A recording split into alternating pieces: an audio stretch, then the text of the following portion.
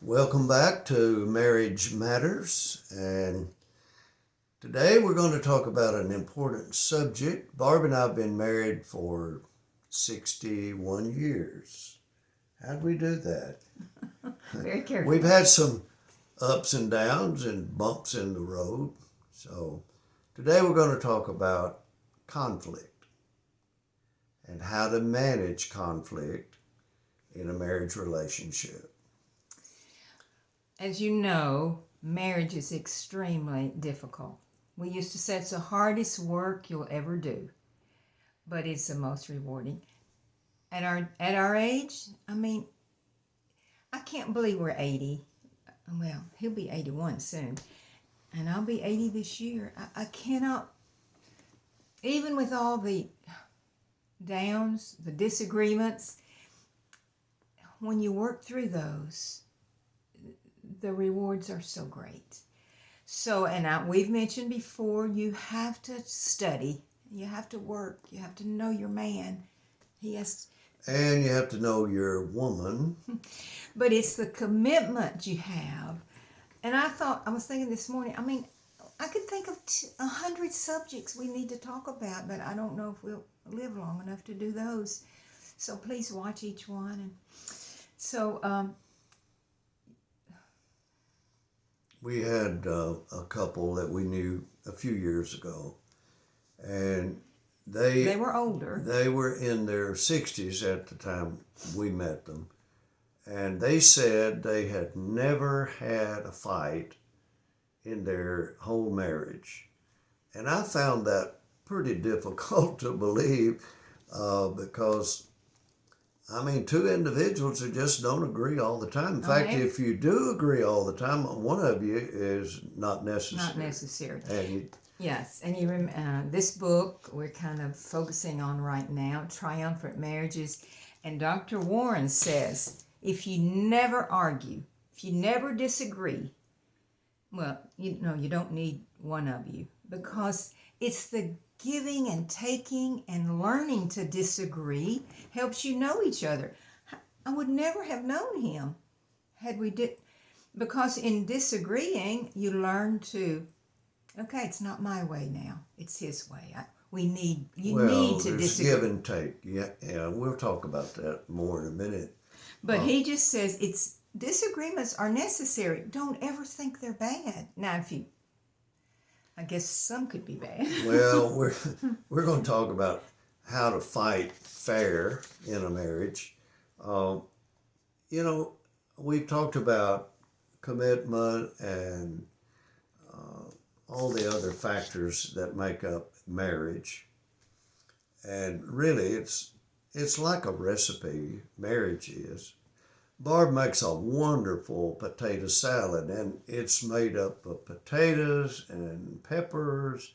And help me out here because I don't remember all the eggs and salt and spices. Black pepper and spices and on.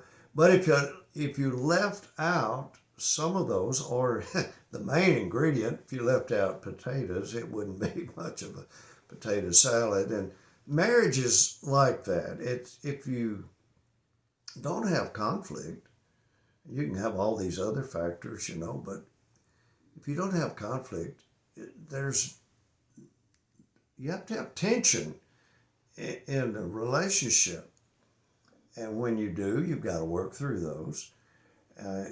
We used to kind of joke in a way about we would have a fight, the fun was making up, so that often ended up in the bedroom, but that's part of a marriage relationship. It's necessary. Don't think when you have a fight, especially you young couples that are following us, and I know some have just been married in their few months. It's okay to disagree. Just know that, because in disagreeing, you're finding more out about your spouse than you didn't know before. And therein comes acceptance. And, we probably won't do a video on acceptance, but it is so important. As you learn these things, you accept. I just accept Tom. And well, we all have our what we call idiosyncrasies, which is just little unique characteristics that maybe you hid those when you were dating. You wanted to be on your best, and then after being married a few years, some of those things slip out. And if your mate says, "Well, I didn't know that about you," well, now you know. So let's work through it and move on. And there have been times early on when we would have a disagreement. And, we're both kind of strong personalities. Some people that are more gentle in their personalities might not. But there were times I sleep on my side of the bed all the way over. I could fall off. And he's all the way on his side. Well, it wasn't a king-size bed.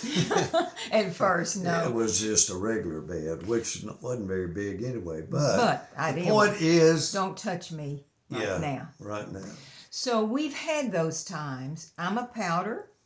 I can pout for 2 or 3 days if he really hurts me. And mainly that's when I pout, not for disagreements, because we do disagree.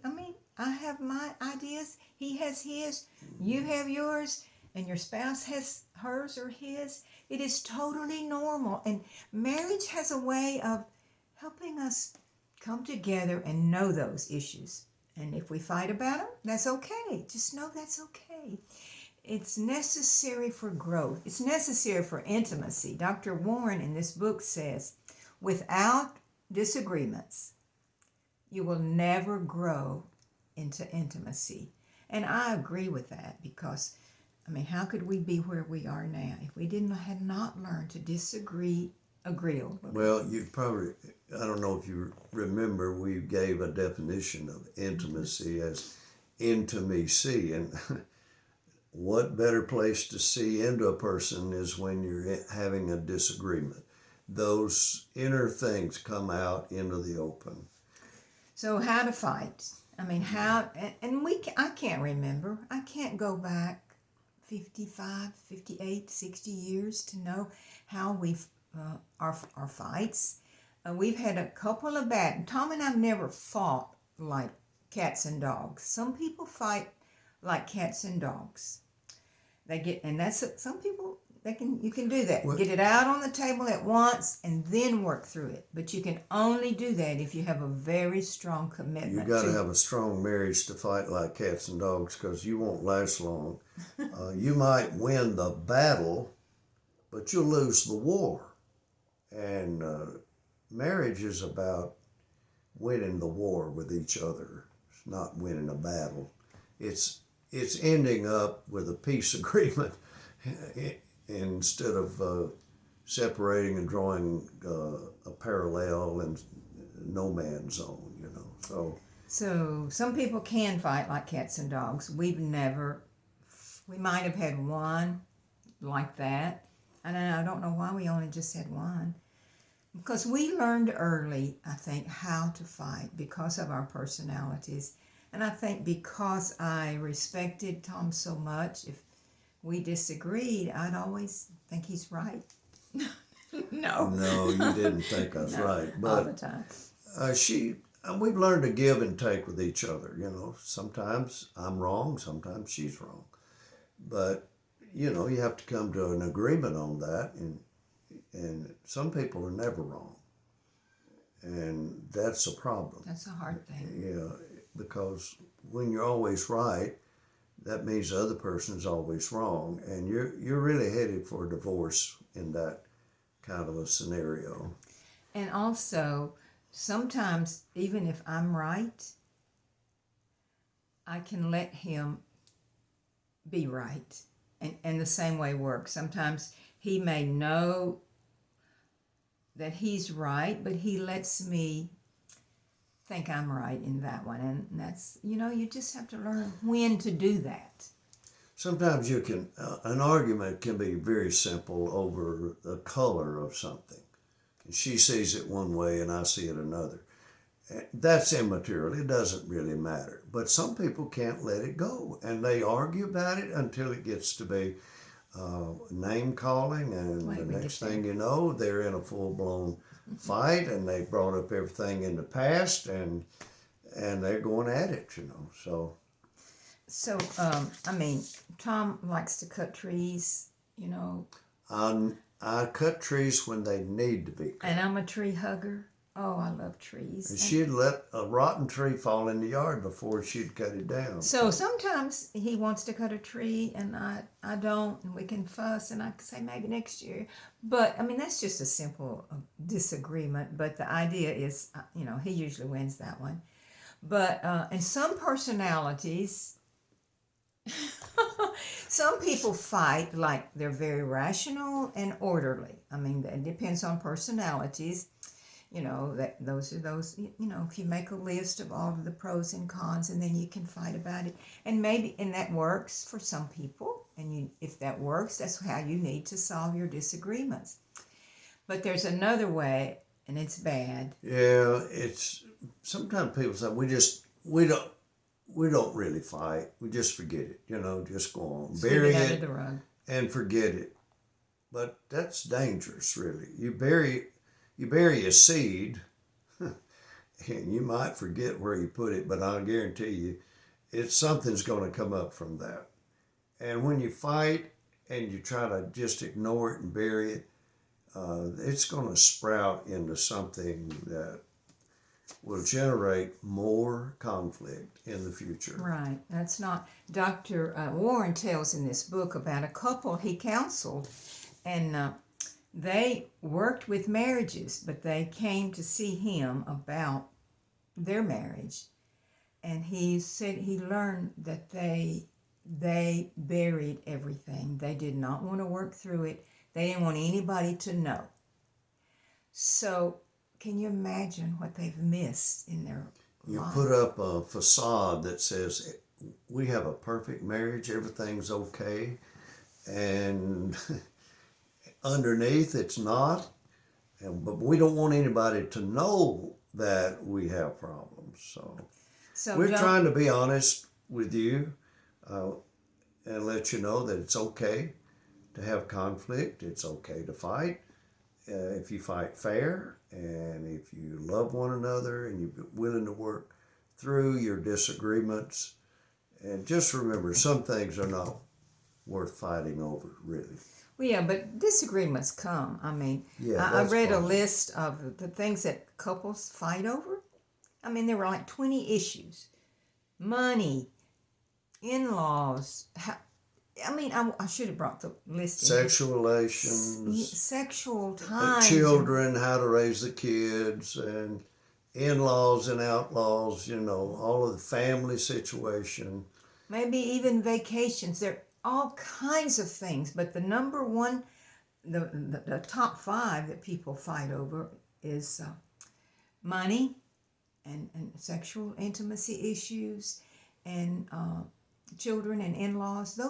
And we fight over those. It really boils down to, usually a conflict occurs because you're not meeting my needs, or she says you're not meeting my needs, and so you hurt me or whatever, and it can escalate, and you don't to do that unless in the escalation you can get it all out and then rationally work together to solve the problem. And don't drag other things into it, the past. You hurt me 20 years ago. You said so and so. Honey, we're going to cover that. And, well, we're covering it now. He gets ahead of himself. Because we are on 14 minutes right Yeah, now. we want to try to keep these to 20 minutes, but there's so much, I want to say. But communication stops if you bury whatever is wrong. It's like that couple. It's okay to fight, and it's okay, but you need to learn how to fight right. So some rules for fighting right is to always remember that it's what works for us. It's we, not me. Yeah, I'm not going to fight for me in this, and he won't fight for him. We've learned to fight what's best for us. And if you always do that, what works for you, whether it's your vacation or how you spend your money or whether to go to which in-laws first, for the holidays. I mean, there's so many things. And I could cry. it's not worth fighting over. It's not worth hurting your relationship. Our relationship is the most important thing for us. It's for both of us. And I don't want to hurt that. I've never wanted to hurt that relationship. And it doesn't mean I give in all the time or that he gives in. We just make decisions that won't hurt us, that will not hurt your relationship. So that's the first thing. Always, if you're going to fight, fight for you both together. And another thing is, I can pout. I said before, I can pout when Tom hurts my feelings more than, used to when we were younger and we were at a party, and he would look at all the pretty women. Could hurt my feelings, especially if he said something. So I can pout. You don't have it. Then we could have a disagreement. He'd say, I did not. Yes, you did. You did. So She just threw me under the bus. No. So, but Tom has never let me pout too long. Yeah. The Bible says, don't let the sun go down on your anger. That's good advice. In other words, if you're angry, work it out. Don't go to bed angry. Right. But if we did, and we have, not many times, I don't know. I don't think he's ever slept on the couch. You hear that, or in the doghouse. He wouldn't, but I may have started to sleep on the couch, but I always end up back in the bedroom. But he's always been the one, usually, maybe not always, to reach over and say, Barb, come here. And so he's never let me pout too long, or he's never let me hurt too long. But, and I've learned those things about him, and I'd love to do that video on what we've learned about each other, because God made you male and he made me female. But that's another issue. Yeah. And of course, he's already said, don't bring up past arguments. We're pretty good at that. I'm the only one that can do that, right? Yeah, she remembers something far too long. So, and he's mentioned no name calling. Don't say words that you can never call words back. You heard the little saying, sticks and stones may break my bones, but words will never hurt me. That's not true. Words do hurt. And they go deep and they leave scars. And they hurt for a long time. Yeah. So try not to do that in your argument. Try not to let your children hear those. If you have children and when you argue, those words go deep and hurt children for a long time. Don't fight in front of the kids. Well, now I've heard they're supposed to. They need to know how to handle conflict. But they don't need to hear you hollering and screaming and name calling one another. No. But they will know. But if you have disagreements and you handle them correctly, that's teaching your children to handle disagreements too. So it's all, I can't say enough about reading and studying. And so the last thing is forgiveness. Now, the other day I said something to Tom, and he said, I live in Preforgiveness. Isn't that wonderful? That's just my attitude. I forgive her before she ever does anything. So I can do anything, and he's already forgiven me, right? Yeah. Well, yeah, I guess there's a limit to that. But pre-forgiveness just means I live in an attitude of forgiveness. And no matter what comes up, we're going to forgive one another, love one another, and keep our relationship strong. If you don't do that, you're going to end up parting ways, and we could tell you countless volumes on what happens when two people divorce. Well, and some of you may know that, but to conclude this, to say you can learn to fight well, but it works out great if you're very strong in another part of your relationship, and that could be you could be very strong communicators, and that makes it easy. You could be very strong in your commitment You know, that we are here, we're going to do this. God put us together, and I'm going to love you forever. And if you have a strong physical attraction for one another, chemistry, then, you know, that's a bond that holds you together. And you work through the stress because of that bond that you have. Right. Yeah, it's just something that won't let you go if you're really strong in another area. So I would encourage you, as I always do, to read and study and listen to people. And you can learn, if you just learn one thing from us or one thing from a book, and you just, marriage is too wonderful to fail. Keep working at it. So we want to ask you if you would, if you've gotten this far and you like us, or even if you don't like us, subscribe. If we, you know, we'd like for you to subscribe. It doesn't cost anything. It just allows you to get a notification that we published another video. That's all it does. Right. And we'd love to do one a week, but Tom probably wouldn't. So we're not going to inundate your email. But if you subscribe, it will help us in the long run. Maybe in 10 years, we might. In 10 years, I won't be doing this. Oh, no. All right, we're going to say goodbye for now. Thank you and so we'll, much. Check in with you And we're going to later. go fight. Yeah.